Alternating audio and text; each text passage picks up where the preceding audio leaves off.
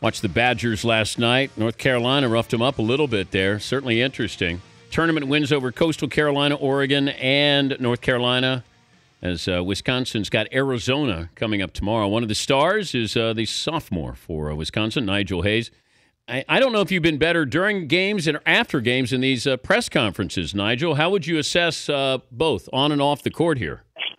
Off the court, I was really just trying to, be me, have a little fun. I'm known for keeping the guys loose on the team, and that's my type of personality. And I guess people have approved of that, and it's kind of, taken off and getting a lot of attention.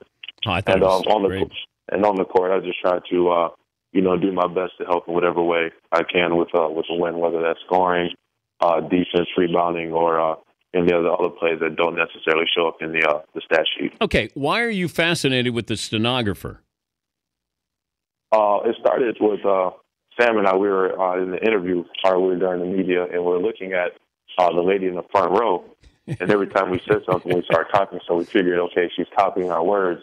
And then one time, Coach Ryan said, 8 to 10 words, and she pressed like 3 buttons. And then we were like, there's no way she just typed all of that by pushing 3 buttons.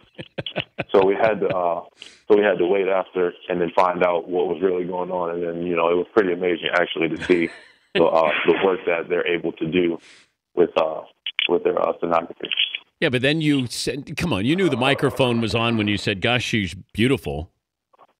Actually, I guess since I'm on the air with you, I'll tell the truth. I actually did not know that the mic was on because they don't. I think the guy controls my microphone, so when I'm asked a question, it comes on, and I answer. So I had finished answering, and I thought it was off. So that's why I turned to the right a little bit to talk to Sam and Frank, and the guy just didn't turn it off in time. I loved it. I thought it was great. Now I thought Kaminsky was the goofball on the team. He can be sometimes. The main goofballs and the 2 funniest guys on our team would be Vito Brown and Bronson Koenig. Those 2 guys are definitely the ringleaders of the circus. But I wouldn't think your coach would be a laugh-a-minute guy. Bo doesn't strike me as a guy who's going to laugh it up a lot. He didn't strike you before as a guy. I think that starting last year with my class coming in and the personalities that we brought to the team, it was inevitable that he was going to eventually, have to shift from, tight Army salute Bo Ryan to, more lackadaisical, let's have fun. We know the difference between pleasure and business type of Bo Ryan.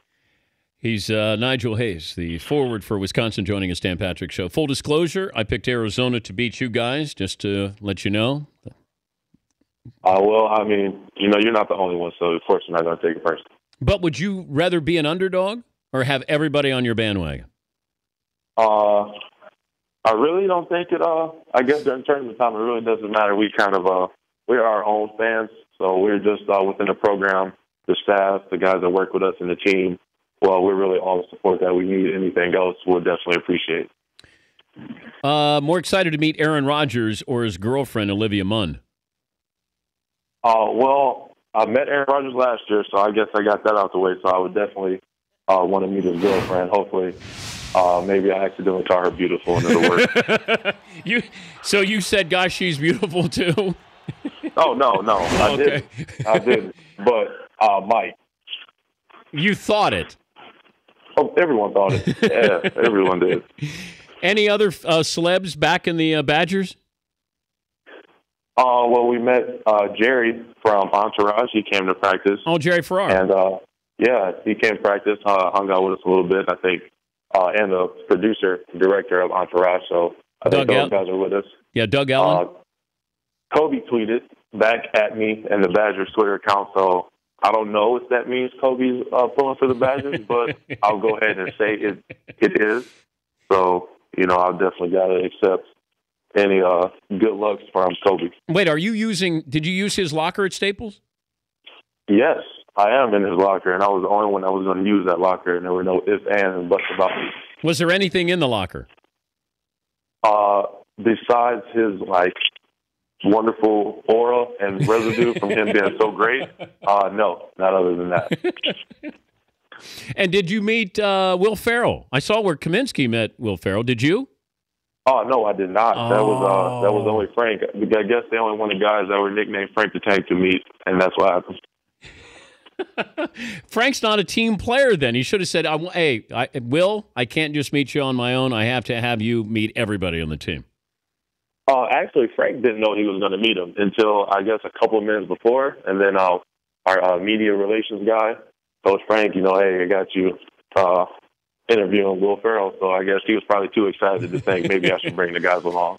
Explain this to us. Every year, Michigan State gets further than we think they're supposed to get. Now, I know you guys battled them for the Big Ten title, but what is it about Michigan State that just makes them so dangerous in the tournament? It just boils down to how tough they are. They're an extremely tough program. Our Big Ten championship game was a tough, hard-fought one, and we almost let it get away from us. But Michigan State's the type of team that when you play so hard and as tough as they do, you always have a chance to win a game and stay in the game. North Carolina, when they took the lead late, what are you thinking? What was that timeout like? It was just like the Michigan State game. All the guys kind of looked at one another in the eyes, and we were like, all right, it's time now. And then thankfully, Shoei came off the bench and gave us that great spark that we're accustomed to him doing, and he was able to give us 4 quick baskets, or not 4 quick points, excuse me. And then that kind of, changed the pace of things and turned around for us. Has Decker ever had a tan? A tan? He might have. We were in the Bahamas earlier this year. He looks. So I don't know. I think the sun doesn't take on him. He looks pretty pasty. Does he really? Yeah. Oh, I think he looks great, and his hair is probably the thing that he cares the most about. So as long as his hair looks good, that's fine with him. You could probably slice some cheese with that hair that he's got. You probably could. Yeah, that's pretty impressive. But we don't want to do anything to the hair because as his hair goes, so does Sam. So if his hair is feeling great, then Sam plays great, and that's good with us. Does he put gel on it before a game? I actually don't think anyone sees what he does with his hair. It's kind of like his own alone time before the game. I'm sure he's probably got some special goop or gel that he puts in there, and he probably takes about 15 minutes, just running his forefingers to the front and pulling it out to get that perfect spike angle. Do you have a teammate who wears cologne during the game? Like one of the players that wears cologne during the game? Yeah. No, not that I know of. Okay. Would you admit if you did it? Yes, I actually did do it. We turned in our laundry to be washed after one of the games last in Omaha, and I got my undershirt back, and it was just like, oh, this doesn't really smell that great. So my roommate Jordan Hill, I borrowed some of his cologne and sprayed it on, rubbed it in. So I guess I smelled kind of good out there. Maybe that smelled good and you play good. See, I got good sources here, Nigel. So sources close to me tell me that you have worn cologne before. So thank you for admitting that. Of course. Honesty is the best policy. Give me your next word used at the press conference. That way our audience can already be tuned in on it, plugged in on it, that you're going to drop this word for the stenographer. So you want me to tell you what I'm going to drop? Or should I just, should it be a secret? Well, I just let my audience in on it. Okay, I think I may say insouciance. Insouciance? Yes. Wow. That's tough to spell. Could you drop a passion bucket while you're at it? A passion bucket? I'm not familiar with what a passion bucket is. A lot of people are telling me to make sure I said that to you. Yes. Okay, but when you fill your passion bucket, Kobe said it during an interview that Kevin Love, when they had the lottery and he was representing Minnesota, he dropped. In fact, here's Kobe Bryant dropping a passion bucket. We're playing with a full passion bucket tonight. Yeah, that's Kobe playing with a full passion bucket tonight. Oh.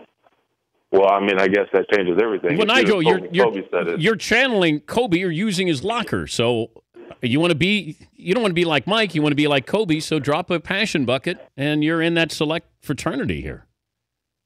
Well, I'll definitely incorporate a passion bucket. I love it. And you know what? I guarantee that court stenographer, Deborah, she's going to have a little glimmer in her eye when you say passion bucket.